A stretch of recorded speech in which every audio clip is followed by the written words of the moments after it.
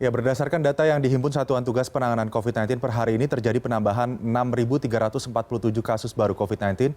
Total positif COVID-19 di tanah air mencapai 678.125 kasus. Pasien sembuh bertambah 5.838 orang.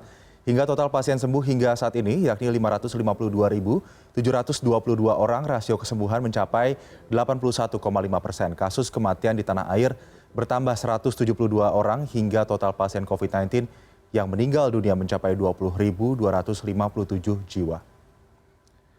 Informasi berikutnya, perjuangan tenaga medis dalam melawan virus corona belum berakhir. Mereka yang berada di garda terdepan harus rela mengorbankan waktu, pikiran, tenaga, dan nyawa demi menyelamatkan ribuan pasien COVID-19. Berikut kisah seorang dokter spesialis penyakit dalam di RSUP Persahabatan dalam perjuangannya melawan COVID-19.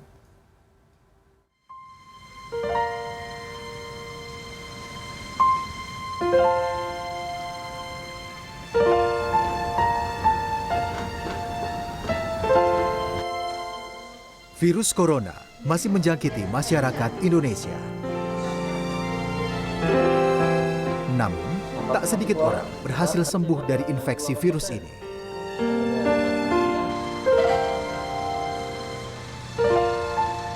Di balik kesembuhan itu, ada sosok yang terus berjibaku dengan ganasnya virus. Mereka tak pernah menyerah membantu kesembuhan para pasien.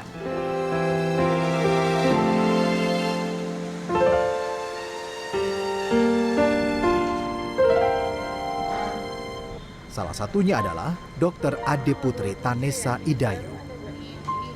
Ia telah berjuang merawat pasien COVID-19 di Rumah Sakit Umum Pusat Persahabatan Rawamangun, Jakarta Timur selama hampir 1 tahun. Ade Putri, atau akrab dipanggil Adep, adalah dokter spesialis penyakit dalam yang sehari-hari bertugas di ruang isolasi pasien COVID-19.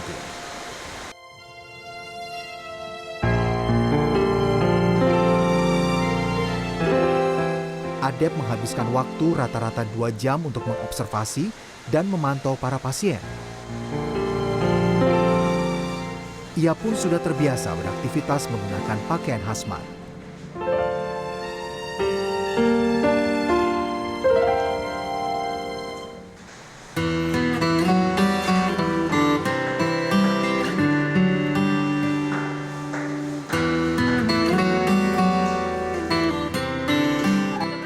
Rasa tidak nyaman, gerah, pandangan yang terbatas, tak bisa makan minum, dan harus menahan buang air kecil merupakan hal biasa yang harus ia hadapi.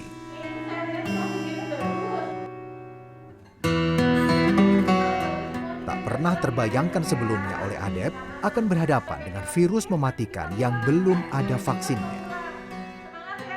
Pertama kali mendengar soal virus COVID-19 pada Desember 2019, Adep tak mengira virus COVID-19 akan sampai ke Indonesia, bahkan menjadi pandemi. Tapi itulah yang harus dihadapi oleh Adep setiap harinya. Ia tak mau mengeluh dengan kondisi yang harus dihadapinya. Ia selalu ingat tujuannya menjadi seorang dokter karena ingin menolong dan bisa bermanfaat bagi masyarakat.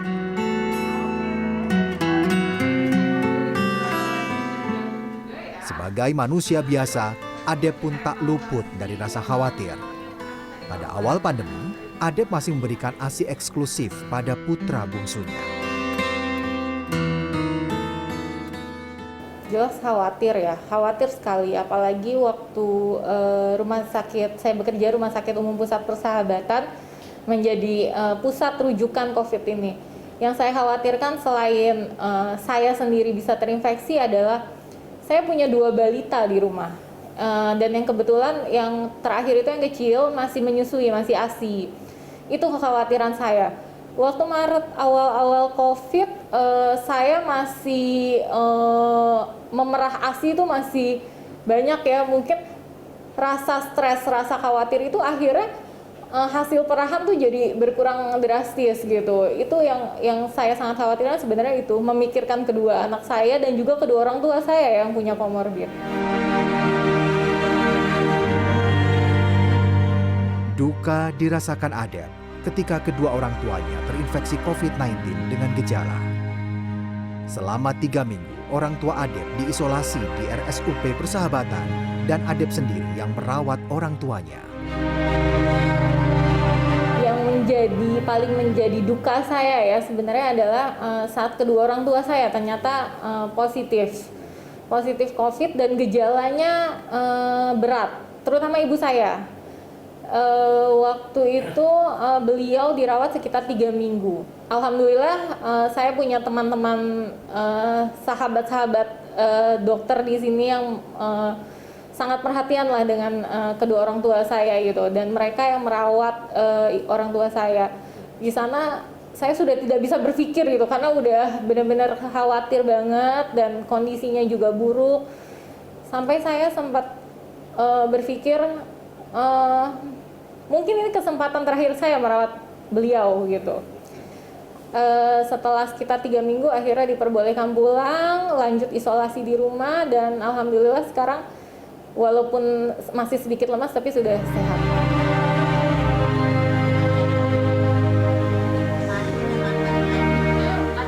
Syukurnya, kedua orang tua Adep sembuh dan bisa kembali beraktivitas seperti biasa. Ibu Adep, Junaida, sudah merasakan bagaimana rasanya terinfeksi COVID-19. Namun, Junaida tetap memberikan dukungan kepada putrinya untuk terus membantu para pasien. Pasti khawatir, Mak. Pastilah, seorang orang tua mah pasti khawatir.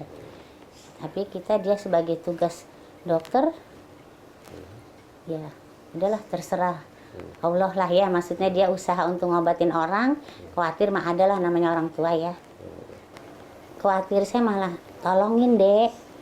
Saya malah ngusulin begitu sama anak saya. Maksudnya supaya dia benar-benar merawat pasien. Enggak ada pengen jangan Pak. Ini enggak, saya justru ngasih support sama dia.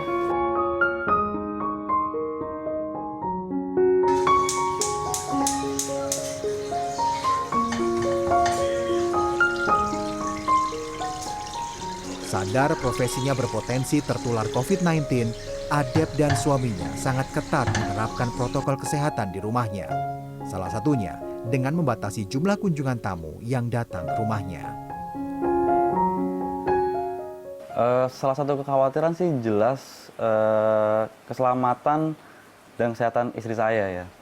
Pastinya resiko untuk kontak dengan pasien COVID dan resiko terpapar pasti kan tinggi sekali. Salah satu yang dikhawatirkan juga nanti akan bisa menularkan orang-orang yang di rumah. Dari dulu saya tahu passion istri saya itu seperti apa, jadi saya selalu mendukung apapun yang istri saya lakukan. Komitmen saya dan istri jelas menerapkan protokol kesehatan yang cukup ketat ya di rumah, termasuk orang-orang yang akan datang ke rumah gitu atau siapapun yang mau masuk rumah, kita selalu menerapkan protokol kesehatan dengan ketat.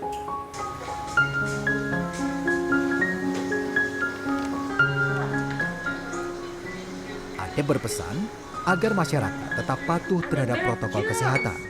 Kuncinya ada pada penerapan 3M serta menjaga daya tahan tubuh dengan pola hidup sehat.